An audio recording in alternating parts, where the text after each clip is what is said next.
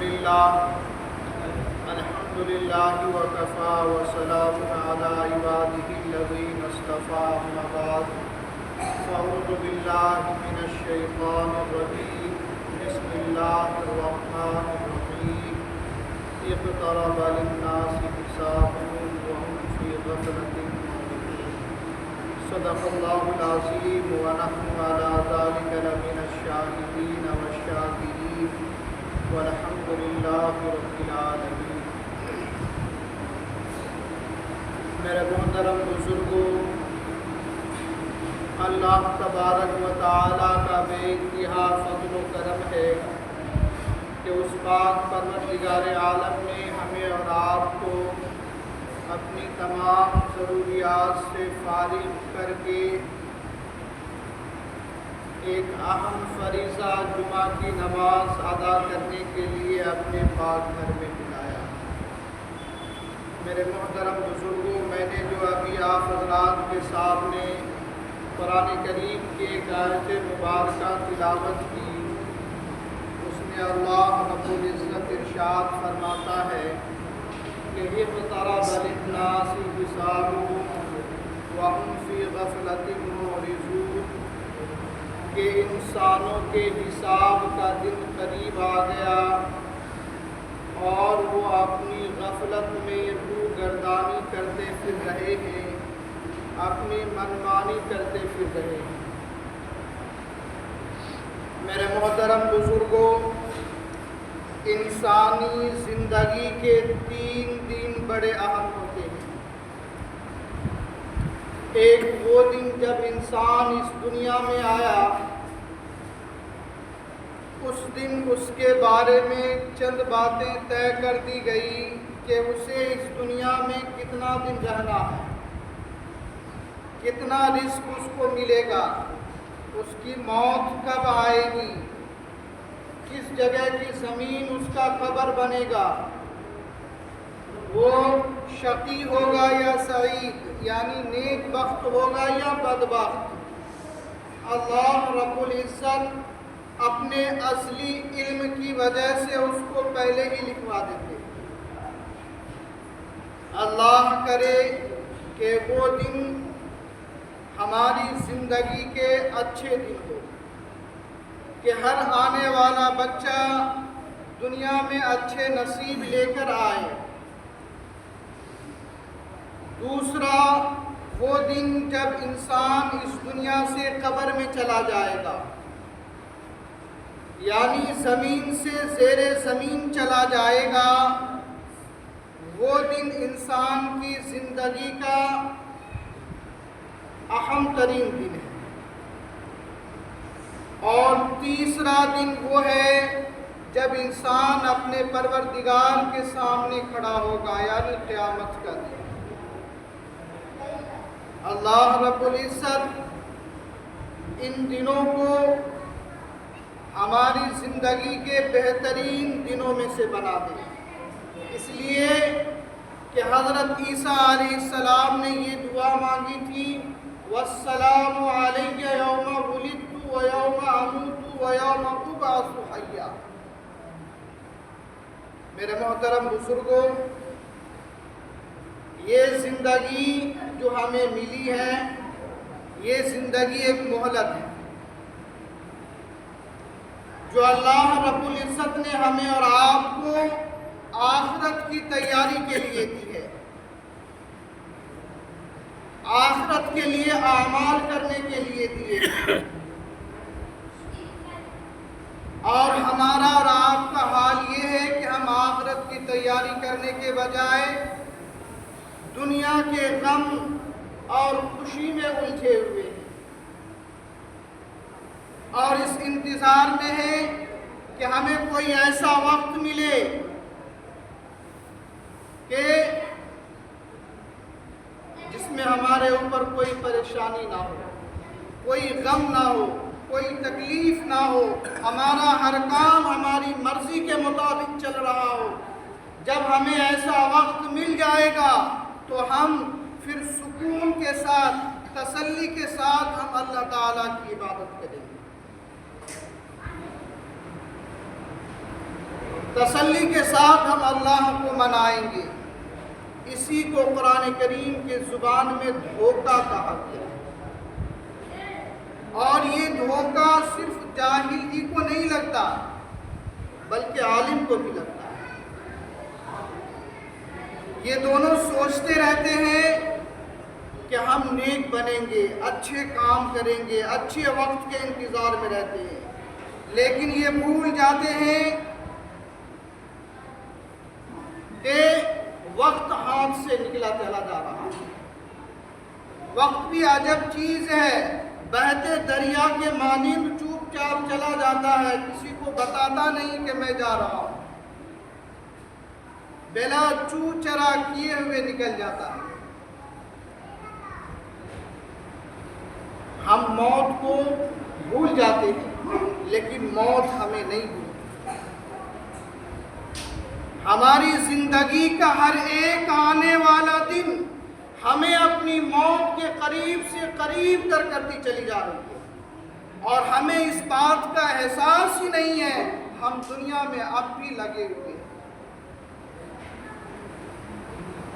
جو لوگ کر گزرنے والے ہوتے ہیں، جو لوگ آخرت کی تیاری کرنے والے ہوتے ہیں، جو لوگ اللہ کو منانے والے ہوتے ہیں، اللہ کو راضی کرنے والے ہوتے ہیں، وہ زندگی کے اسی وقت میں کر گزرتے ہیں اور جو ہے آخرت کی تیاری کیا کرتے ہیں۔ غم ہو یا خوشی، ہر حال میں ہمیں اور آپ کو چاہیے کہ ہم آخرت کی تیاری کریں۔ خوشی کے لمحات ہوں تو ہمیں اور آپ کو چاہیے کہ ہم اللہ کا شکر ادا کریں، غم کے لمحات ہوں تو ہمیں اور آپ کو چاہیے کہ ہم صبر کریں، کیونکہ شکر کرنے والا بھی جنتی ہے، صبر کرنے والا بھی جنتی ہے۔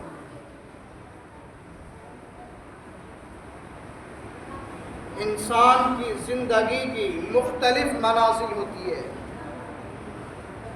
مختلف موسم ہوتے ہیں جنہیں مواسم العمر کہتے ہیں۔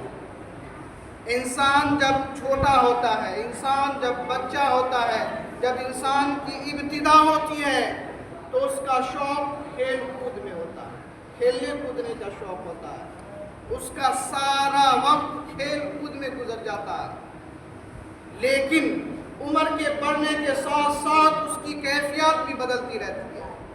نجم الدین نصفی رحمۃ اللہ علیہ نے لکھا ہے کہ ہر 8 سال کے بعد انسان کی زندگی کی کیفیت بدلتی رہتی ہے۔ پہلا 8 سال لغو کا ہوتا ہے، دوسرا 8 سال لہو کا، پھر تیسرا 8 سال زینت کا، پھر اس کے بعد وَتَفَاخُرٌ بَيْنَكُمْ، پھر اس کے بعد وَتَكَاثُرٌ فِي الْأَمْوَالِ وَالْأَوْلَادِ۔ تو میرے محترم بزرگوں، دوستو، جنت 2 قدم دور ہے بس۔ انسان کا پہلا قدم اس کے اپنے خواہشات نفس پہ پڑ جائے گا تو اس کا دوسرا قدم جنت میں پہنچے گا۔ انسان اپنی من مرضی کی زندگی گزارنا چھوڑ کر اللہ کے مرضی کے مطابق زندگی گزارنا شروع کر دے، اپنا پہلا قدم اپنے خواہشات نفس پر رکھ دے تو اس کا دوسرا قدم جنت میں ہوگا۔ اللہ رب العزت نے انسان کو، مخلوق کو عذاب کے لیے پیدا نہیں کیا ہے، اللہ رب العزت نے انسان کو ثواب کے لیے پیدا کیا ہے۔ اللہ رب العزت تو چاہتے ہیں کہ میرا بندہ نیک اعمال کرے اور مجھ سے میری نعمتیں پائے، لیکن ہمارا اور آپ کا طرز زندگی بدل جاتا ہے۔ جو اللہ ہم سے چاہتے ہیں ہم وہ نہیں کرتے، جو ہمارا نفس چاہتا ہے ہم وہ کرتے ہیں۔ بعض آدمی دنیا ہی میں سب کچھ مانگ لیتے ہیں اور کچھ آدمی آخرت میں مانگتے ہیں۔ قرآن کریم میں اللہ رب العزت نے فرمایا منکم من یرید الدنیا ومنکم من یرید الآخرہ۔ بعض باز آدمی وہ ہے جو سب کچھ دنیا ہی میں مانگ لیتے ہیں، آخرت کے لیے کچھ بھی نہیں مانگتے، اور کچھ لوگ ایسے ہوتے ہیں جو آخرت کے لیے بھی مانگتے ہیں۔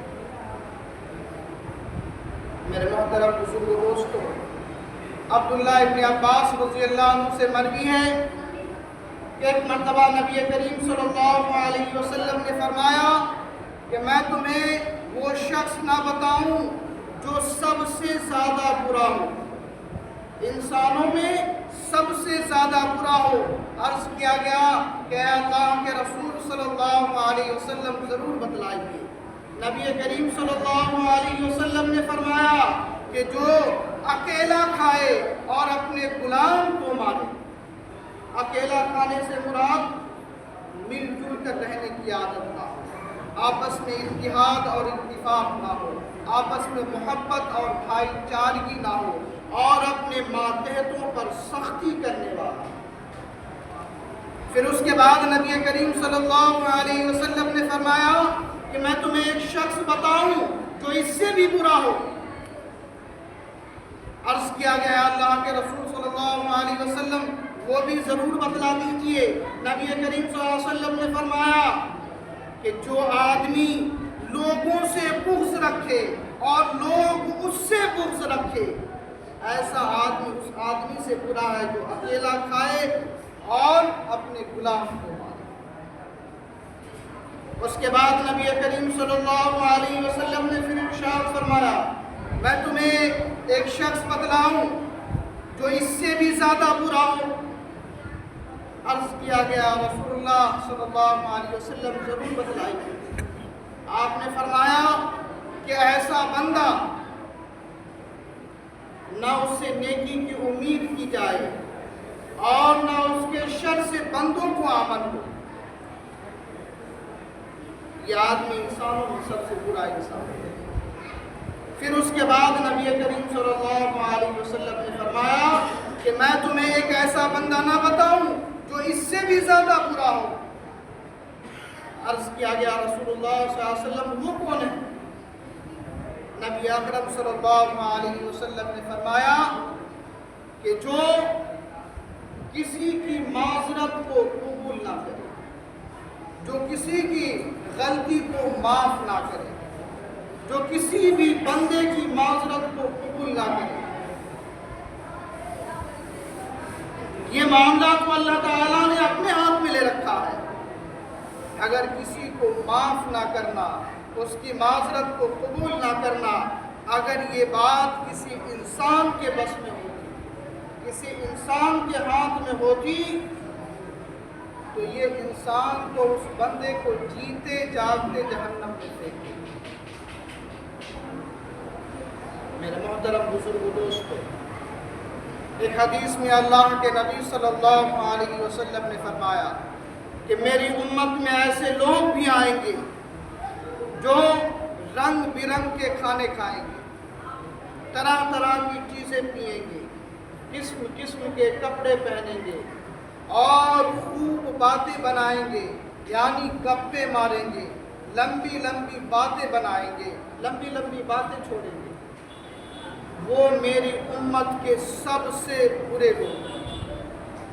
آج دیکھتے نہیں ہیں، جس آدمی کو ذرا سی خوشی کا وقت مل گیا، خوشی کے لمحات مل گئے، ذرا سی اللہ تعالیٰ نے مال و دولت سے نوازا، ذرا سی نوکری مل گئی، ذرا سا عہدہ مل گیا، وہ دوسرے لوگوں کو حقیر سمجھنے لگتا ہے، دوسرے لوگوں کو ذلیل سمجھتا ہے، حقارت کی نظر سے دیکھتا ہے۔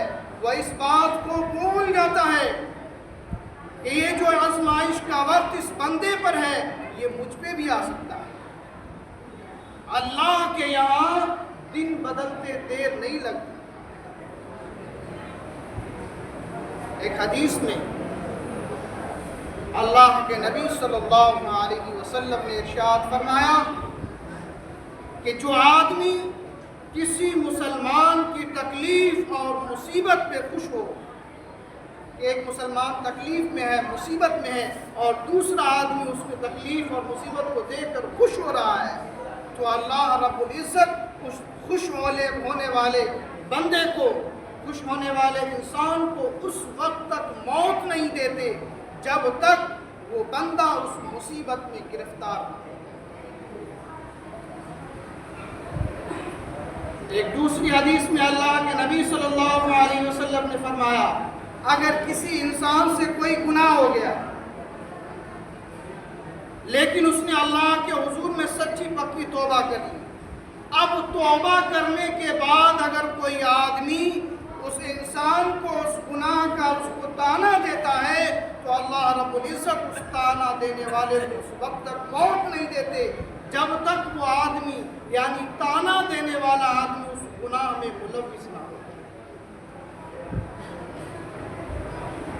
تو میرے محترم بزرگوں دوستوں، کسی کو پریشانی میں تکلیف میں دیکھ کر خوش نہیں ہونا چاہیے کہ فلاں آدمی تکلیف میں ہے، مصیبت میں ہے، اچھا ہوا یہ مصیبت میں ہے، تکلیف میں ہے، خوش نہیں ہونی چاہیے۔ کسی کو غلطی کو دیکھ کر، کسی کے عیب کو دیکھ کر اس کو تانا نہیں دینا چاہیے۔ ممکن ہے، ہو سکتا ہے کہ اس نے دل میں سچی پکی توبہ کر چکا، آپ اس کے غلطی پہ تانا دے کر، اس کے عیب پر تانا دے کر آپ اپنے لیے اپنی آخرت کو تباہ و برباد کریں۔ اللہ نے آپ کو دنیا میں اس لیے نہیں بھیجا کہ تم دوسروں کے عیب کو تلاش کرتے پھرو، دوسروں کی اندر غلطی کو تلاش کرتے پھرو، اس لیے نہیں بھیجا۔ دنیا میں اللہ نے آپ کو آخرت کی تیاری کرنے کے لیے بھیجا، اپنی اعمال کو سنوارنے کے لیے بھیجا ہے، تو آپ اپنی آخرت کی فکر کیجئے، دوسرے کی فکر نہیں کیجئے کہ اس کے اندر یہ غلطی ہے، اس کے اندر یہ عیب ہے، یہ ہے، یہ ہے۔ میرے محترم بزرگوں دوستوں، مخلوق میں سے ماں وہ ہستی ہے جو اپنے بدکار اور گنہگار ہر طرح کی اولاد سے محبت کرتی ہے۔ اولاد نیک بنے پھر بھی ماں کو اس اولاد سے محبت ہے، اولاد بدبخت ہو جائے نیک نہ بنے پھر بھی ماں کو اس اولاد سے محبت ہے، کیونکہ ماں محبت کے ہاتھوں مجبور ہے۔ اولاد چاہے اچھا ہو یا خراب ہو، نیک ہو یا بد ہو، ماں اس سے محبت کرتی ہے۔ اسی طرح ایک اللہ رب العزت کی ذات ہے، جس بندے نے کلمہ طیبہ لا الہ الا اللہ پڑھ لیا، اللہ رب العزت اس بندے سے محبت کرتے ہیں، کیونکہ اللہ رحمان بھی ہے، رحیم بھی ہے، وہ حنان بھی ہے، منان بھی ہے، وہ جواد بھی ہے، وہ کریم بھی ہے۔ انسان نیکی میں بڑھنے والا ہو یا گناہوں میں بڑھنے والا ہو، اللہ رب العزت اس بندے سے نفرت نہیں کرتے۔ اللہ رب العزت اس بندے کو اپنے در سے مایوس نہیں کرتے ہیں۔ اس لیے ہمیں اور آپ کو چاہیے کہ ہم برائی سے نفرت کریں، بروں سے نفرت نہ کریں۔ اللہ تعالیٰ نے ہمیں اور آپ کو برائی سے نفرت کرنے کا حکم دیا ہے، بروں سے نفرت کرنے کا حکم دیا ہے۔ ایک دوسرے کے بارے میں بدگمان ہونے کی بارے میں ہمیں حکم نہیں دیا۔ سفیان الثوری رحمۃ اللہ علیہ فرمایا کرتے کہ میں نے ایک گناہ کیا جس کی وجہ سے اللہ تعالیٰ نے مجھے 5 مہینے کے لیے تہجد کی نماز سے محروم کر دیا۔ کسی نے پوچھا کہ حضرت آپ نے کون سا گناہ کیا؟ فرمایا کہ ایک آدمی بیٹھا ہوا روتے ہوئے دعا مانگ رہا تھا، میں نے اپنے دل میں خیال کیا، میں نے اپنے دل میں سمجھا کہ یہ ریاکار ہے، لوگوں کو دکھانے کے لیے رو رہا ہے، دعا مانگ رہا ہے، میں نے بس دل میں خیال کیا کہ یہ ریاکار ہے۔ اللہ تعالیٰ نے میرے اس بدگمانی کے گناہ کی وجہ سے 5 مہینہ کے لیے تہجد کی نماز سے محروم کر دیا۔ اب اندازہ لگائیے ذرا سوچئے تو صحیح، جن کا کام ہی صبح سے لے کر شام تک بدگمانی پھیلانا، جن کا کام ہی صبح سے لے کر شام تک بدزبانی کرنا ہو، جن کا کام ہی صبح سے لے کر شام تک گالی گلوچ کرنا ہو، جس کا کام ہی صبح سے لے کر شام تک جو ہے ایک دوسرے میں عیب تلاش کرنا ہو، غلطی نکالنا ہو، غیبت اور چغلخوری کرنا ہو، تو اس کا کیا انجام ہو؟ ان کو تو اپنے ایمان کی خیر بنانا چاہیے۔